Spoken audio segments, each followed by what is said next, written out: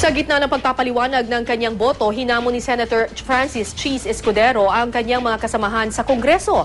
Hiling ng senador magsumiti sila lahat ng waiver sa ombudsman para masilip ang kanilang mga bank account. Mr. President, distinguished colleagues in the Senate and the House.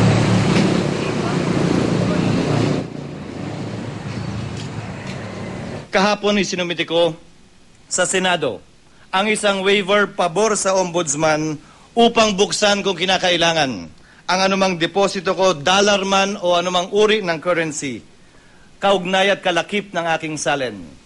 Hinihimok at hinahamon ko ang lahat ng aking kasamahan sa Senado, gayon din sa Kongreso, na gawin din ito. Hinihiling ko rin sa aking mga kasamahan sa Senado at sa Kongreso na ipasa sa lalong madaling panahon ang iniakda kong Senate Bill 107 na naglalayong i-require na ito sa ating lahat.